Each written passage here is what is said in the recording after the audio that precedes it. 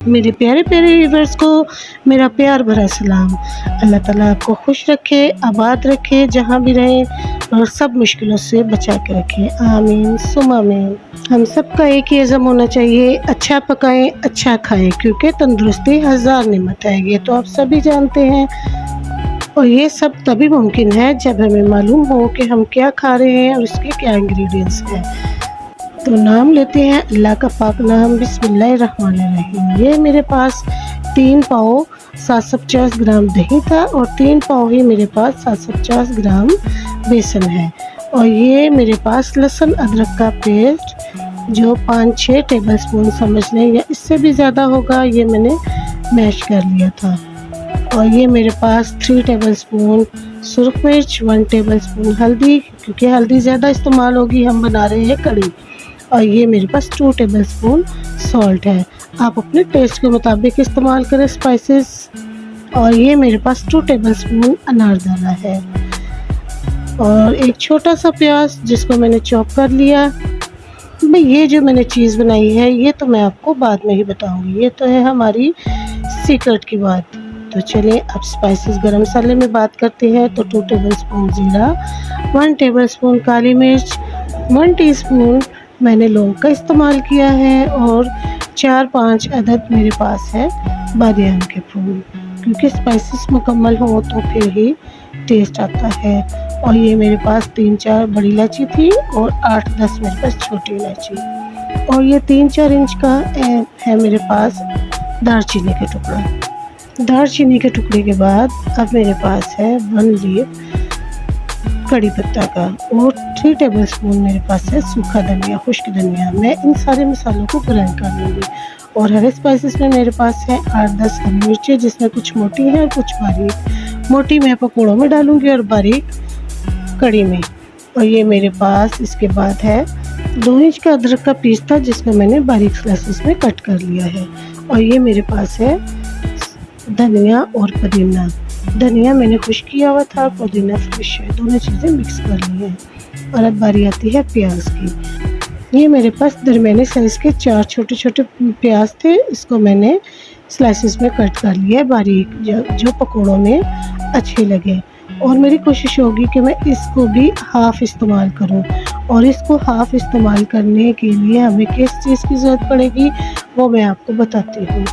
ये है मेरे पास पोटैटो, ये मेरे पास थे 4 दरमियाने साइज़ के, जिसको मैंने जूनियर साइज़ में बिल्कुल बारीक साइज़ में कट कर लिया है पील ऑफ करके। इसको मैं पकौड़ों में प्याज के साथ शामिल करूँगी। अब आप किसी भी वेजिटेबल का इस्तेमाल कर सकते हैं।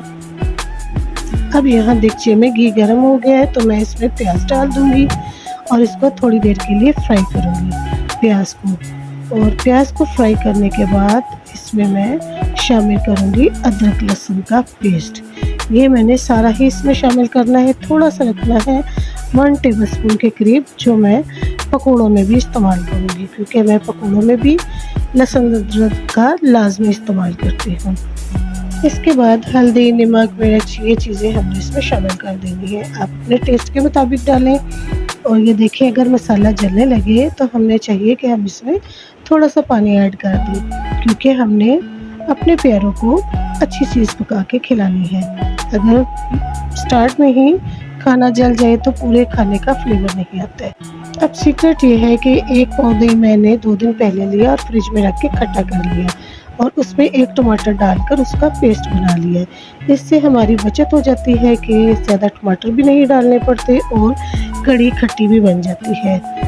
और खट्टा करने के लिए लोग टाटरी भी डालते हैं। अब जो हमारे पास दही था उसमें मैंने 3 सर्विंग स्पून बेसन डाल के अच्छे तरीके से उसको मिक्स कर लेना है। और इसको हाथ से कोशिश करें मिक्स करें, क्योंकि इसमें कोई गुठली, कोई लम्स नहीं होना चाहिए। ये मुलायम पेस्ट बनना चाहिए हमारा ना, बिल्कुल। और फिर ही हमारी कड़ी सही बनेगी। नहीं तो अगर हम जब कड़ी पकाएंगे तो इसमें गुठलियाँ आएंगी तो वो अच्छा फ्लेवर नहीं होगा।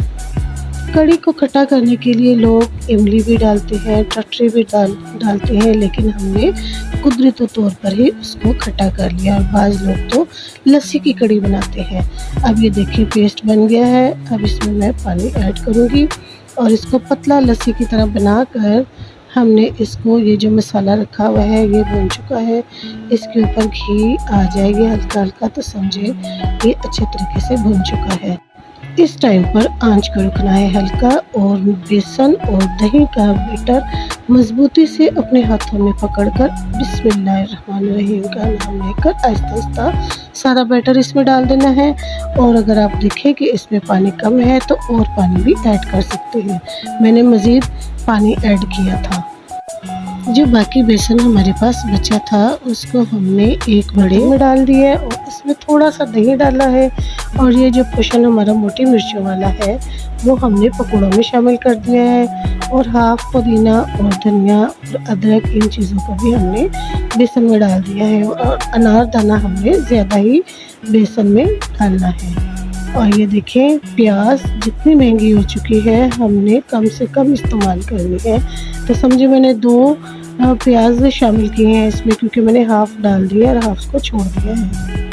बारीक चॉप आलू भी इसमें मैंने डाल दिए हैं। 1 टेबलस्पून मैंने अदरक लहसुन का डाला है। और ये जो गरम मसाला हमने ग्राइंड कर लिया है वो मैंने हाफ़ इसमें डाला है।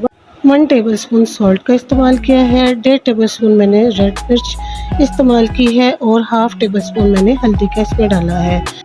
और बस इसको हमने अच्छे तरीके से मिक्स कर लेना है। पहले सारे मसाले को हाथ से कोशिश करें, साफ़ सुथरे हाथ करके फिर हमने इसको मिक्स करना है। और इसमें मैंने थोड़ा सा पानी ऐड किया है, फिर इसको मिक्स किया है।